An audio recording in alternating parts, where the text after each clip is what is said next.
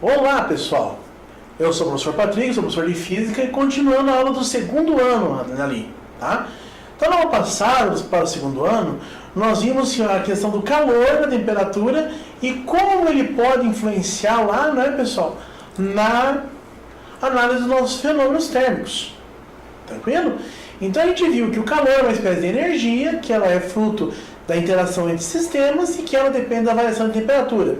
Porém, vimos também que existe o calor latente e que ele consiste, não é, de uma quantidade de calor que é responsável pela variação da fase da matéria.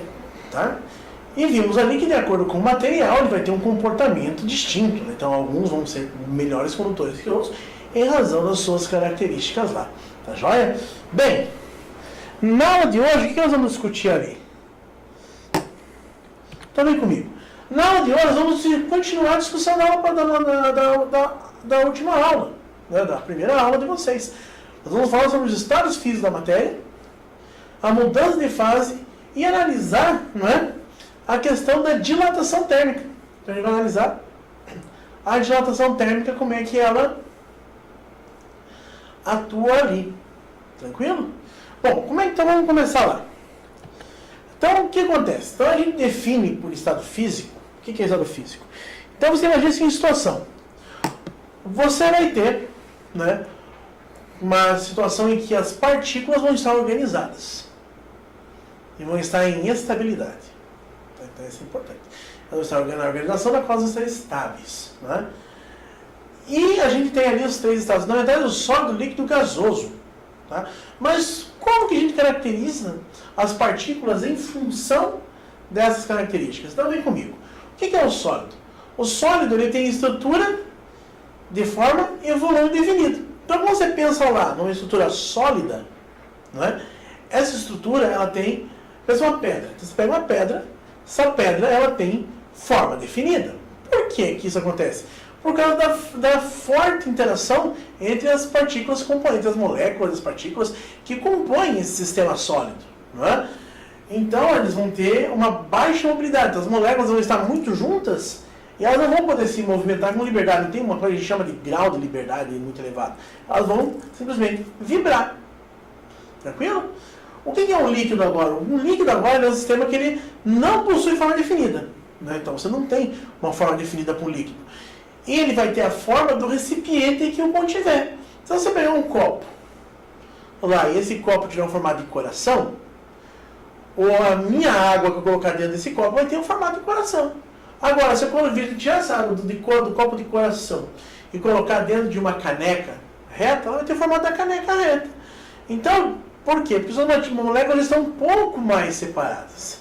Não é? Então, elas não têm uma interação tão forte. Né? Tem uma interação razoavelmente forte, porque você ainda consegue perceber e definir a quantidade de líquido, mas você não consegue definir o volume, mas você não consegue definir uma forma para ele. Né? O que acontece? Elas têm a capacidade de poder, vamos dizer assim, escorregar umas sobre as outras, podem sobrepassar umas às outras, porque ela tem uma mobilidade um pouco maior. Tá? E o gás? O gás agora tem moléculas com alto grau de mobilidade, ou seja, altos níveis de energia, a gente pode dizer assim, tá? E ela tem um volume variável, e ela não tem uma forma definida. Então, onde eu estou aqui, nessa sala onde eu estou, ela tem ar aqui dentro. Mas quanto de ar? Né? Eu não posso avaliar com precisão, com certeza. Mas eu sei que tem uma quantidade X de ar aqui suficiente para mim. Porém, eu não tenho como dizer quanto de ar tem aqui. Tem que fazer uma medida, uma análise um pouco mais refinada, que não é o caso aqui, né, pessoal? Mas, para você entender, então, sólido, partículas bem juntas, líquidos, partículas um pouquinho mais afastadas e com a mobilidade um pouco maior, gasoso, partículas bem separadas e com alta mobilidade. Tá certo?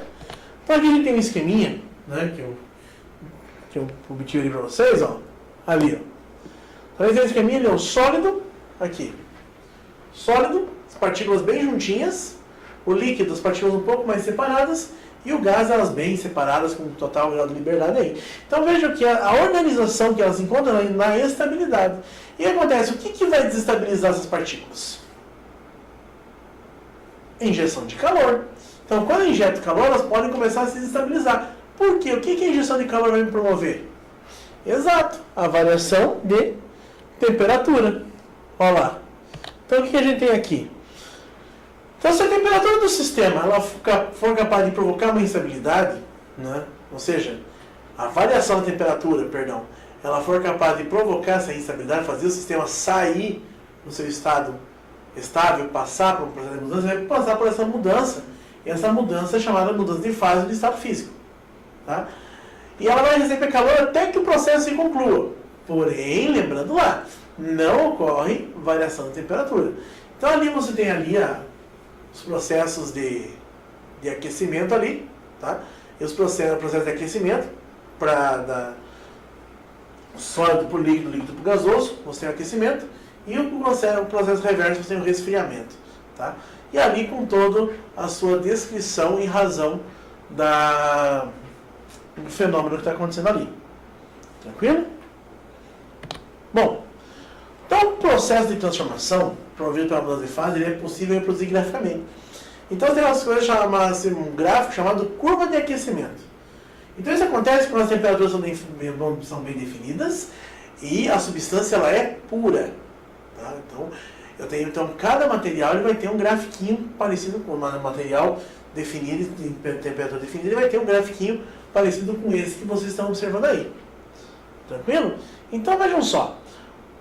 Você pode representar um fenômeno físico por gráfico. Tá? E a partir desse gráfico, como vocês devem ter estudado na matemática, na física do primeiro ano, ele tem um significado. Então, de acordo com o pedaço desse gráfico, vamos dizer assim, que eu pegar, eu vou ter uma interpretação. Que interpretação que é essa? Então, perceba que ele tem ali degraus e tem rampas. Né? E o que está acontecendo em cada ponto? Então, vamos analisar essa parte ali. Então, o que acontece? Então, o gráfico ele é composto em duas etapas. As inclinações, né? Voltamos ali, então vamos voltar lá. As inclinações, então elas indicam o quê? Que a temperatura está mudando. Ou seja, estou sofrendo por um processo de aquecimento ali no caso, né? Então, o que vai acontecer aqui? Perceba que nessa curva de aquecimento, tem a temperatura qualquer ali, até 327 ela sobe, depois de 327 ela fica reta. Ou seja, a temperatura não está mais variando naquele degrauzinho que a gente pode chamar de platô também. O que está acontecendo ali? Se a temperatura não varia, mas eu estou injetando calor ainda. Então, se a temperatura não varia, aquele calor vai ser o quê? Vai ser o calor responsável por transformar a matéria. Passar, no caso, do sólido para o líquido ali. E aí, depois de 327, depois de 80, ela vai continuar subindo até 1725. Depois, novamente, ela tem um degrau. E aquele degrau significa? Novamente. Aquele degrau significa que eu tenho ali uma mudança de fase. Então, continuamos ali.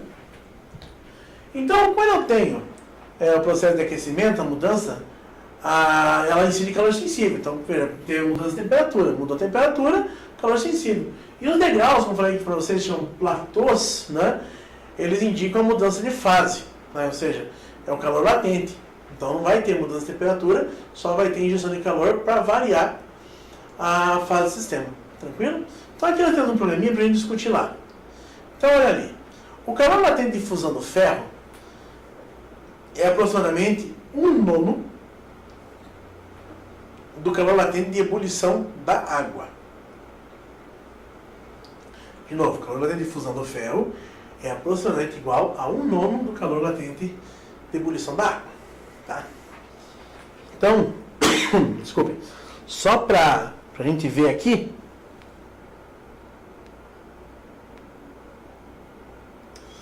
então, olha lá. Então, calor latente de fusão do ferro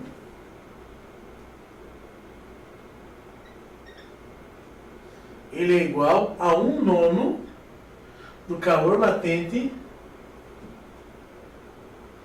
de ebulição da água. Tá? Bom, então vamos lá.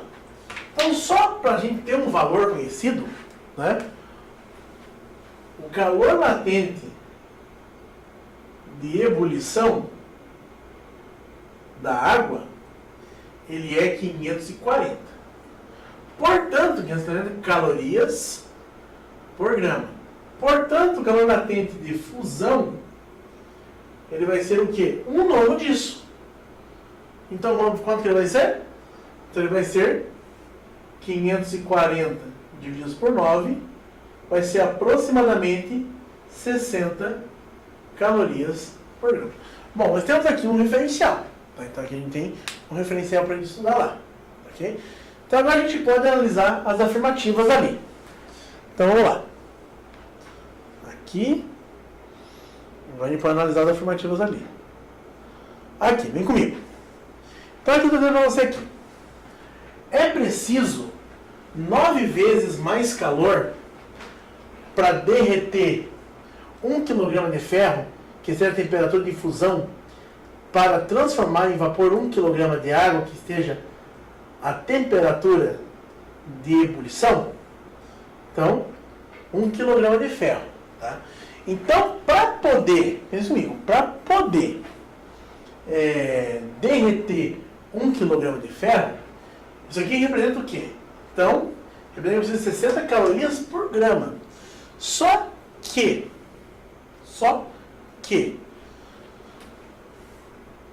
em 1 kg tem quantos gramas? Então, em 1 kg nós temos 1000 gramas, certo? Em 1 kg nós temos 1000 gramas.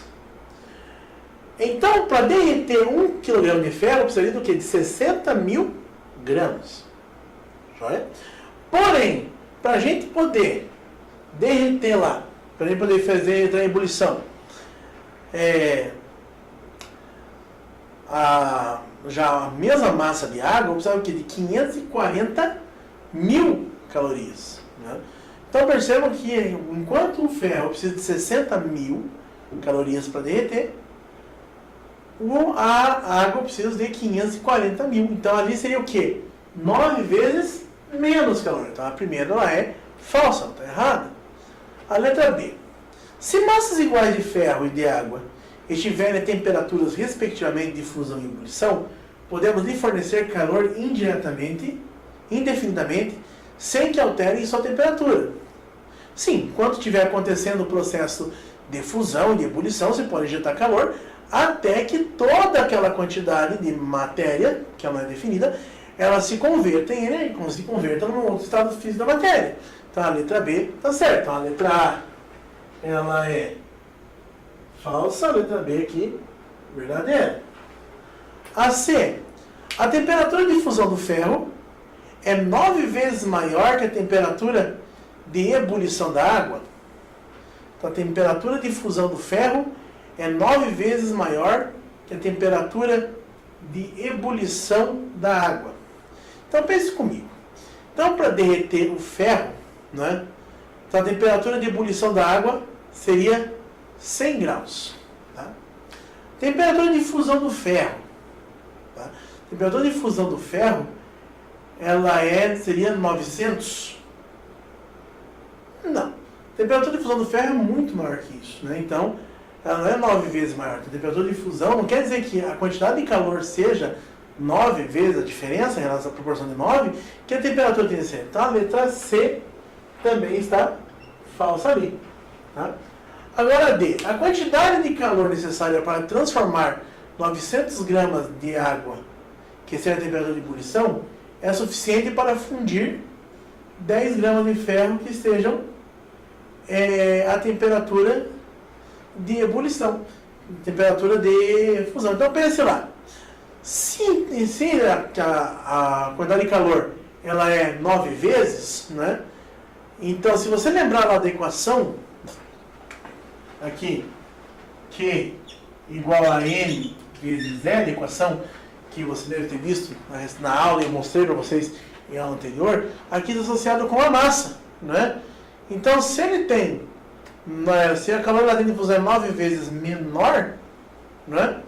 Então, aqui tem que ver essa relação, a gente vai verificar essa relação aqui agora. Então, vem comigo. Então, vamos lá para o outro quadro agora. Então, eu estou dizendo para você que a quantidade de calor necessária para transformar 90 gramas de água que tem a temperatura de ebulição. Tá? Então, a água. Então, vem comigo aqui. Então, quantidade da água seria igual a massa da água vezes o calor de ebulição da água. Então, a quantidade de calor seria da água seria o quê? 9 seria lá 90 vezes 540. Tá joia? Se nós fizermos as contas, então a quantidade de água vai ser aqui 498.600 calorias, certo? Então eu preciso de 48.600 calorias, ok? Agora, a quantidade de fusão. Então aqui, então eu tenho lá, são 10 gramas de ferro. Então agora, 10 gramas vezes a quantidade lá, 60. Então a quantidade, opa, vou fazer aqui de novo, fica mais bonitinho para vocês. Então M vezes L de fusão. Então a quantidade de fusão vai ser o quê? Vai ser 10 vezes 60. A quantidade de calor vai ser 600 calorias. Então percebam que para a gente poder fundir uma quantidade de 10 gramas de ferro, né, não seriam necessários aqui. É diferente a conta lá. Tranquilo? Então, essa aqui também está errada. E a letra E, para levar 40 gramas, para negociar a temperatura das duas massas iguais, uma de água e outra de ferro, sem que ocorra mudança de estado, será necessariamente fornecer água aproximadamente 9 vezes mais calor que o ferro. Opa, vamos voltar ali para vocês lerem. Tá aqui. Então, essa aí eu deixo para vocês pensarem um pouquinho. Então, essa vocês vão fazer lá. Ok? Não devia vocês pensarem aí.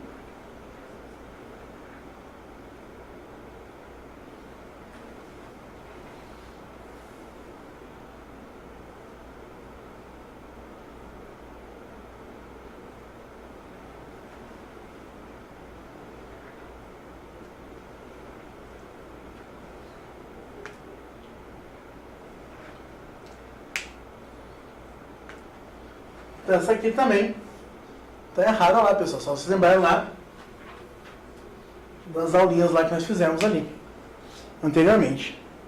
Tranquilo? Então vamos embora. Então agora a gente vai começar a discutir o conceito de dilatação térmica. Tá? Então o que é a dilatação térmica?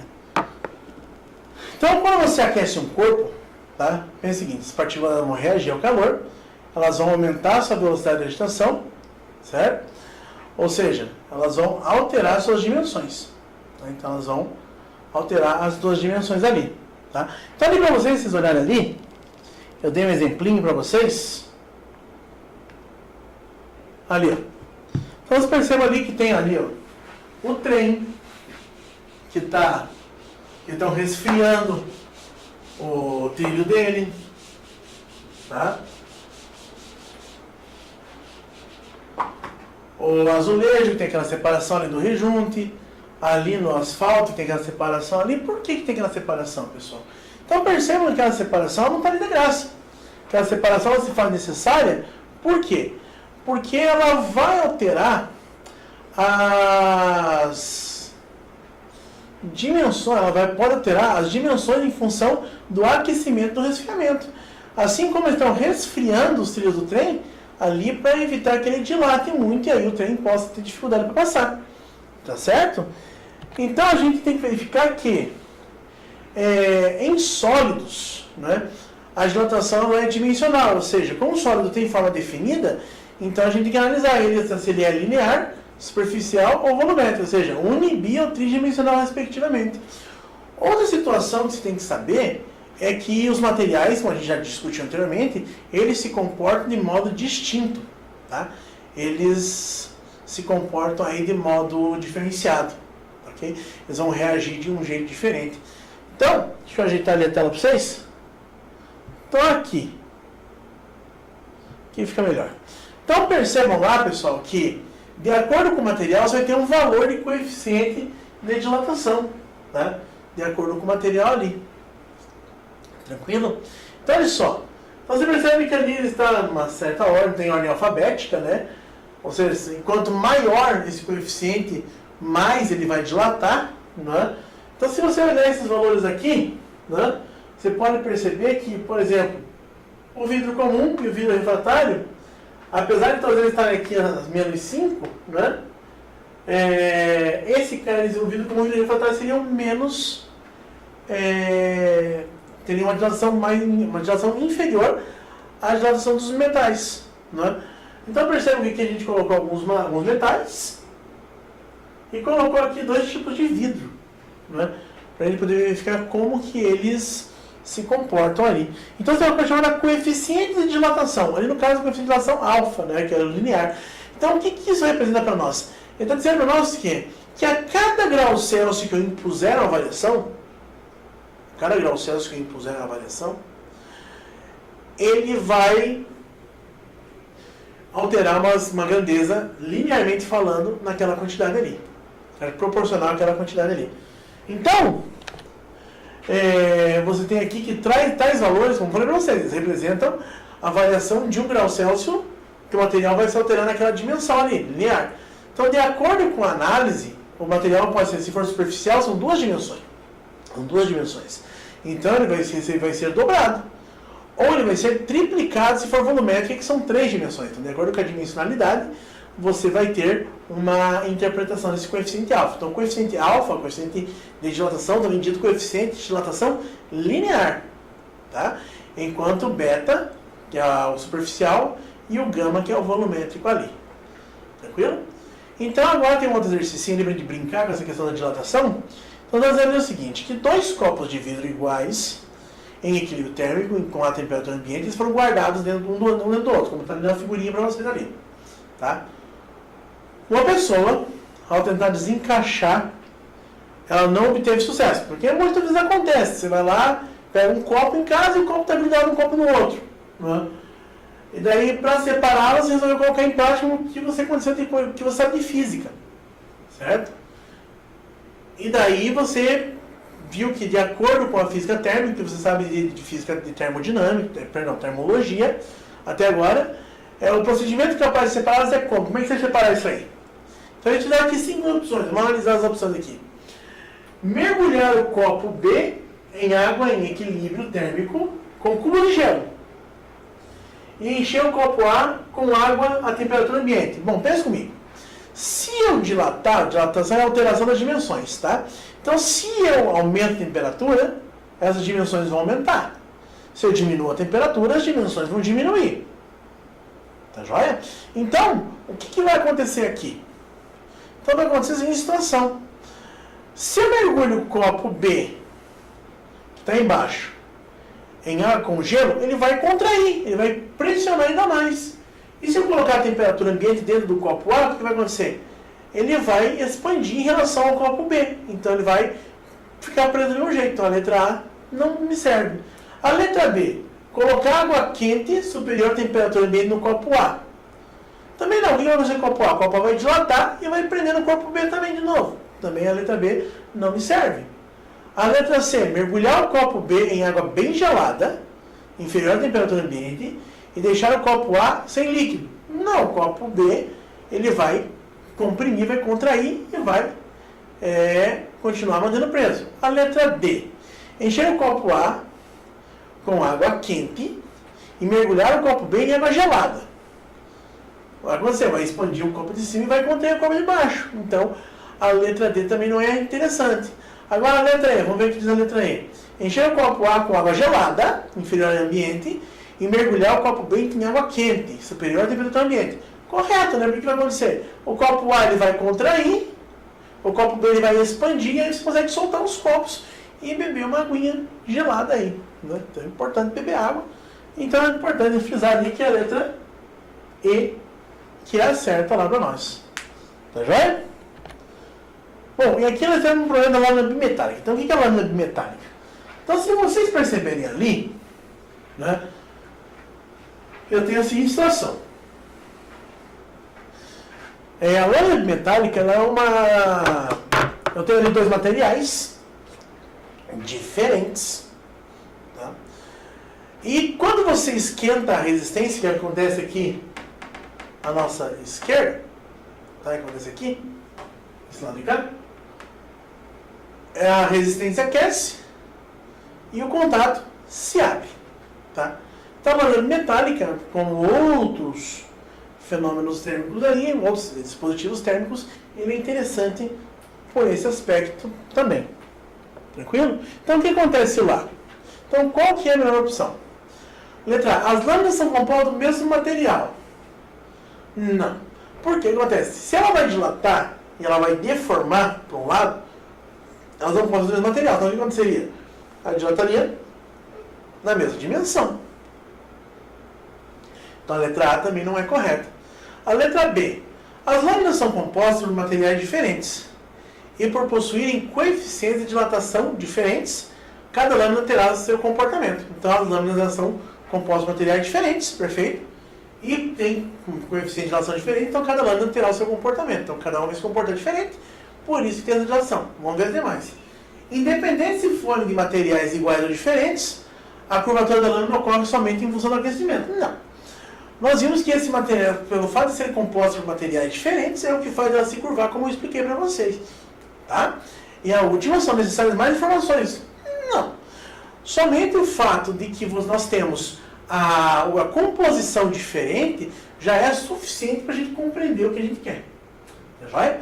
Então a gente já consegue ter uma compreensão do fenômeno aí. Tranquilo? Então a correta seria a letra B. Tá? Então a letra B é a correta lá. Tranquilo? Dilatação de líquidos, pessoal. Então, como a gente falou, líquidos ele tem um comportamento um pouco distinto dos sólidos, né? Porque líquidos não têm forma definida. Líquidos não têm um formato definido.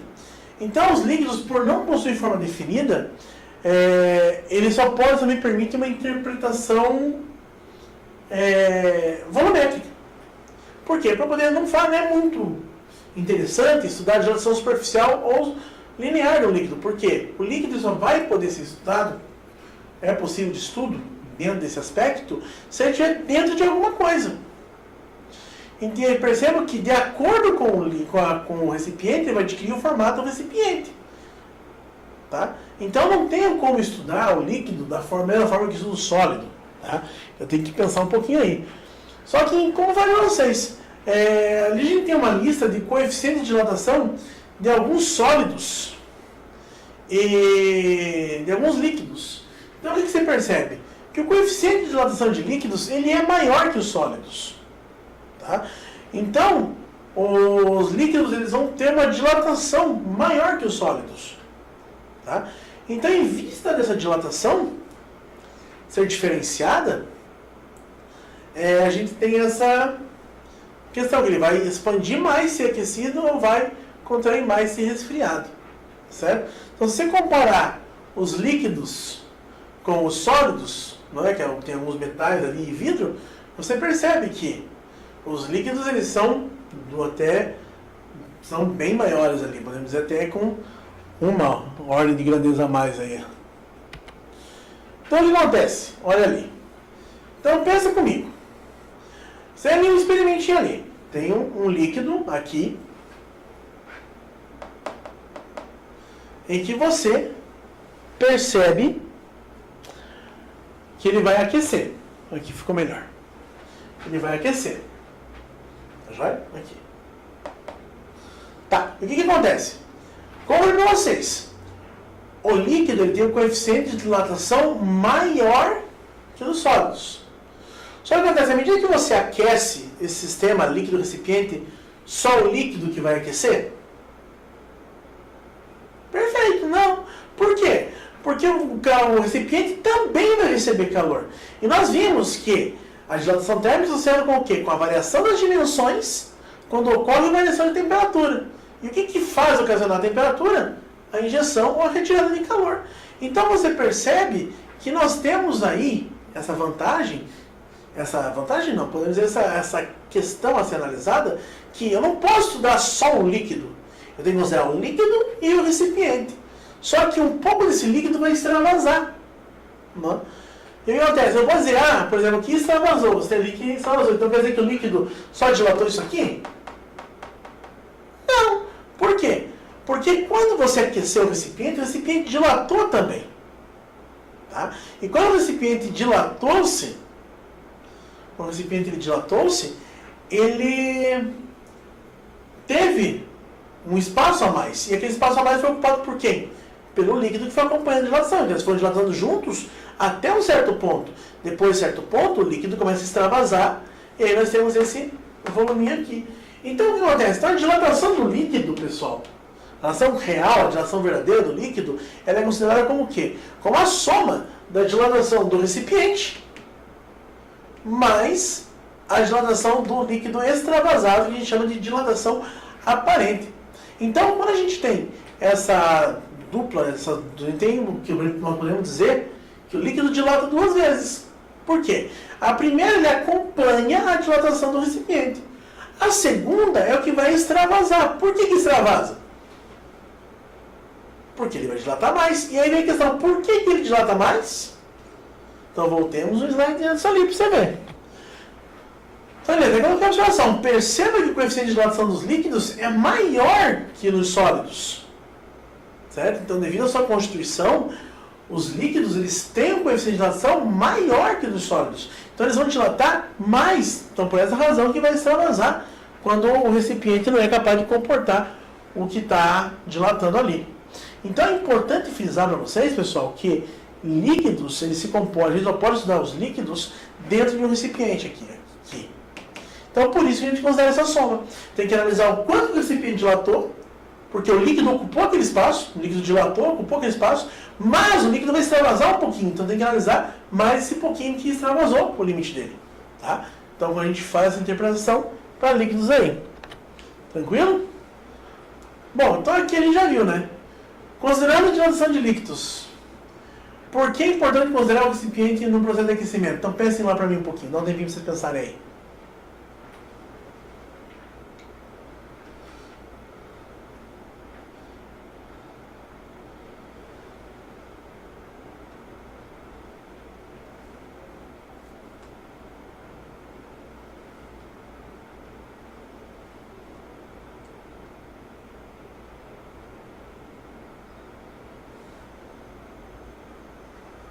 Então, vamos lá. Então, primeiro lá. O líquido tem maior coeficiente de dilatação. Beleza. O que indica que o recipiente deve ser considerado por suportar a pressão exercida pelo líquido. Eu falei alguma coisa de pressão ali anteriormente? Não, então a pressão não tem nada a ver. Vai ter vez de uma pressão? Vai. Mas isso não vai ser fator determinante para você considerar o recipiente no aquecimento. Já? A B. Por que o coeficiente de dilatação do líquido é menor? Então, por aí já acaba a conversa. Já vimos que os líquidos têm maior coeficiente que os sólidos. Tá? Então, a B, ela não está certa. As letras C. Porque o aquecimento não ocorre somente sobre o líquido, mas sobre o conjunto, que o levará a dilatar-se também, alterando suas dimensões, que são ocupadas pelo líquido durante a dilatação. Perfeito. Essa é a melhor definição que se enquadra ali. E a última, não é possível afirmar a importância do recipiente da dilatação sem saber o material do qual é feito o recipiente e sem saber que líquido está dentro. Não, então a avaliação é possível, sim, nós vimos ali que a gente precisa considerar o recipiente porque o líquido está dentro do recipiente. Né? E o recipiente vai acompanhar a dilatação até um certo ponto, porque o líquido dilata mais conforme nós vimos ali. Então a certa seria a letra C de certo. Né? Então vamos embora. Então a dilatação normal da água. Então a água ela tem uma característica muito relevante, principalmente em função da sua característica molecular. Tá? Então a molécula da água, H2O, ela é composta de um átomo de oxigênio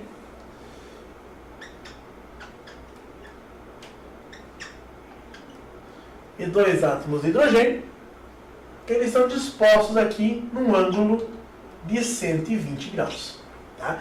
Isso aqui é relevante para nós porque a água não se comporta como os outros materiais em um limite de temperatura, em um nível de temperatura, justamente por causa dessa composição aqui. Tá?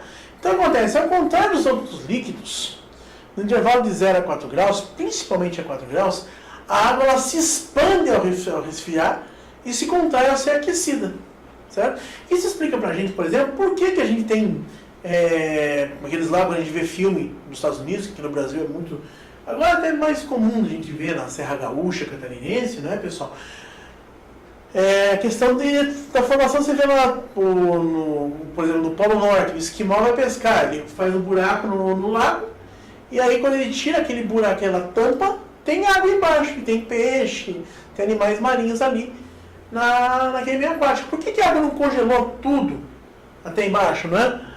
Porque você tem uma chamada corrente de convecção, que eu já falei para vocês em aula anterior, já devem ter visto isso aí em outros momentos, né? Então ela vai esfriar superficialmente, porque está em contato com o ambiente, só que ela não congela todo, por quê? Vai formar as correntes de convecção ali. Tá joia? Então o que vai acontecer? Ela vai começar a resfriar e vai formar um espaço que no meio não vai congelar, tá? E aí aqui você tem um esqueminha, né, que mostra o que acontece. Só que aquele negócio, você tem a expansão da água, certo? Então ela vai expandir, vai voltar, vai expandir e vai voltar. Nesse processo de resfriamento e aquecimento, justamente por falta em questão da composição molecular da água, certo? Que aqui esse esqueminha ali, ele explica para vocês certinho que a superfície do gelo, na superfície ela vai ficar congelada, só que ela vai formar um espaço em que ela vai ficar se contraindo e se expandindo em função desses 4 graus, tá? Em função desse limite. Então, só para a gente lembrar lá, o que é convecção? Convecção, ele é o processo, né, de transmissão de calor, que é ocorrente em fluidos. Então, só acontece com convecção, só acontece em fluidos porque eu tenho transporte de matéria. Então, a gente lembra lá da aula anterior que nós discutimos aí, da primeira aula que nós discutimos isso aí, tá? Então, a gente tem a questão da geladeira, que ela mantém a temperatura fechadinha, lá bonitinha, sem problema nenhum, que a temperatura dela se mantém constante ali dentro. Tranquilo? Então eu percebo que é a junção de 2 fenômenos que explicam, por exemplo, o porquê que a água congela superficialmente, mas no seu interior ela não congela. Tem essa questão das correntes de convecções e a dilatação normal da água que chega nesse intervalo de 0 a 4 graus, ela pode expandir ao resfriar e contrair ao aquecer. Certo? Bom, aí vem aqui, por que uma garrafa de vidro cheia de suco pode quebrar depois de ficar algumas horas no freezer? Então é muito comum acontecer a gente esquecer a garrafa d'água, esquecer uma lata de refrigerante, né, dentro do congelador de casa. E aí quando você vai pegar para tomar, o que acontece? Espalhou tudo. Está tudo melado, está tudo virado no congelador. E aí você vê que a garrafa ela quebra, né? Então agora você conseguiu compreender por que acontece da garrafa de suco quebrar depois de ficar algumas horas no freezer ali. Então vamos ver. Porque o suco tem água em sua composição. E durante o resfriamento, a água se expande. Até aí, perfeito. Essa é uma alternativa. Certo? Mas durante o resfriamento, podemos verificar, vamos ver as outras ali primeiro. Tá legal, mas eu quero saber a que melhor responde. Tá? A B agora, a B é a medida ali, porque o suco tem água em sua composição. E como o coeficiente de dilatação de água é maior que do vidro, é maior que o do vidro, e ao se expandir no resfriamento, a água danifica o recipiente. Então, ela é maior que o vidro? É maior que o vidro, só que se você pensar nos líquidos de um modo geral, ele não iria se expandir. A expansão que acontece é só para a água quando resfria. Outros líquidos não têm essa característica. Agora a letra C. Por que o coeficiente de dilatação do coeficiente do recipiente é maior que o da água? Não, nós vimos que os sólidos eles têm um coeficiente menor, né? Então, e a letra D, porque no intervalo de 0 a 4 graus, todo o material se expande dessa forma que o recipiente se quebra. Não, isso só é característico da água. Então não é todo o material que possui essa expansão. Tá? Essa expansão ela é característica da água. Então, somente a água que vai ter essa propriedade aí. Tá? Então, aqui melhor descreve é a letra A. Tranquilo? Então, vamos lá. Então, continuando aqui, pessoal. Então, olha só. Então, o que nós temos que frisar aqui?